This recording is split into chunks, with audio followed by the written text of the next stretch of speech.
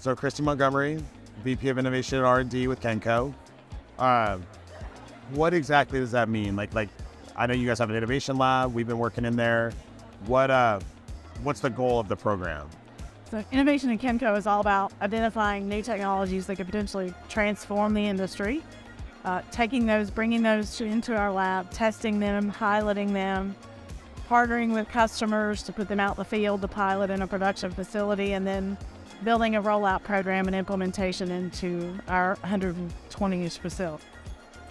Do you find that customers, like, they're coming to you with a problem and saying, are there innovative ways to help us solve this, or is it more exploratory? Like, they're like, hey, we want to outsource Kenco to go out there and find the things that we should be thinking about. It's a little bit of both. So there is an expectation that we're out there looking at what's coming and looking at the future on their behalf, but there's also some, they face some pretty significant challenges, and so they're bringing those to us and saying, help you solve it. Of the challenges that they face, what are you hearing? Like, is on your radar personally, and then maybe Kenco as an organization, in terms of like the biggest challenges that are either current or you see on the horizon? I think there's two. So current, and has been for a while, is the struggle with the labor market. Just the availability of labor, the resiliency of labor, the ability to recruit. There's not near as many people coming out of college that wants to be in our industry, so we're all fighting for the same group of people. And so just how do we address the shortage of labor within the market space is a big one. But then I think as we look to the future, what we're seeing is just how do we address the digital nature of what the supply chain is becoming and helping our customers get to that vision of the future. And I think that the two things go well, and it's just not just in the realm of Phantom, but in general, that as you're trying to use technology to solve this labor problem, you have to do with innovative technology, and that allows you to typically kind of transitions you to digital too, so you can get the benefit on both sides. And I know we think a lot about that with Phantom, and now you're doing a job from an operator console as opposed to on a vehicle. And, as what we're trying to do is eliminate that geographic restriction to labor, and then also open up to more labor pools, people that wouldn't sit on a vehicle or couldn't sit on a vehicle, but they could be at an operator console. And I'm going to dig into that a little bit more. But the other thing on that digital transformation journey, I think that over time there should be more upward mobility for someone at an operator console working remotely to solve problems in real time. Like if you're trying to drop a pallet in a position, that pallet position is actually full when you arrive there. But if you're at a computer, you have the ability to solve that problem maybe in the WMS right there, and you can kind of take that job that was just like a point A to point B pallet job and turn it into like a technology job. But I want to dig into that, diversifying the labor pool and trying to make these jobs accessible to more people than it wasn't before. Because I believe that was interesting to you in the beginning. That's a huge focus for us, is how do we expand the labor pool? If we look at there's not going to be enough jobs in this market in 10 years, okay, well, how do we expand that labor pool?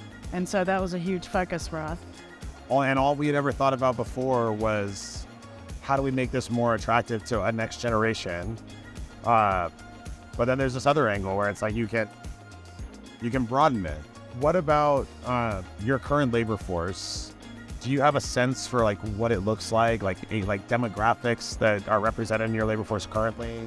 I mean, we are aging. Some of our group is aging out, of course, and then we also have less young people coming into the workforce, but we also have a lot of transient workers, best way to describe them. So gig workers, they want to work a couple hours a day. They don't want to have a full 8-hour shift. They just want to do a few things and then go, right? And so we see the mindset of the newer generations changing to more about, I only work to live, and that's not my generation's view, right? So, but this enables them to do that. I can work 2 or 3 hours a day, or I can work 8 hours a day if I want to, but I can be very flexible in my scheduling, and that's a key component of what we're hearing from our labor force now, is we want flexibility. And what you're talking about with gig workers makes an awful lot of sense. We do a lot of analysis of the unemployment data that comes out on a quarterly basis. And it's funny because, it's starting to loosen up a little bit, with the exception of our space. There has been no relief in supply chain and logistics when it comes to unemployment. And I think when you look at it, we're just in this unique moment that we haven't had in history where it's hard to understand what gig workers mean to our unemployment numbers and how we track these things as a government. But all we know is that this has not helped our industry. Like labor has not gotten better, which it usually would, right? Like in a bad economy, then usually labor unemployment would increase, which would ease it up for us, right? We'd have more people available.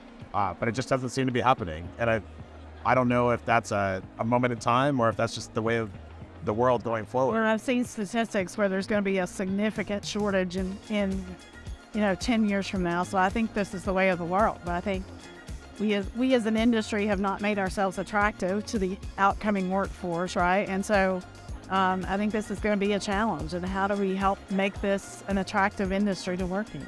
Yeah. And to your point, if I can make it fun, if I can make it more like a video game environment, now I can start attracting a lot different generation.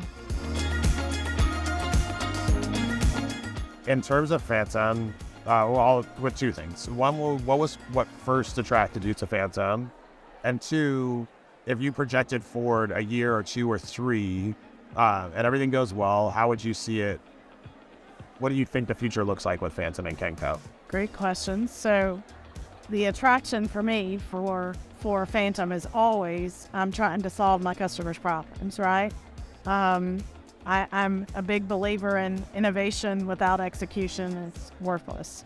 And so my customers were saying I'm facing labor challenges. I'm saying, how do I solve those challenges? And so when we look at what Phantom was doing to alleviate this labor shortage, as well as one of our core tenets at Kenco is safety, and we want to make our employees as safe as possible. And so when I move a person from being out on a production floor in an industrial environment to sitting behind a desk, that's a huge change for them from a safety stuff. But then just being able to tackle the challenges of overtime. Now I don't have to have overtime. I can bring in this workforce that can provide workers.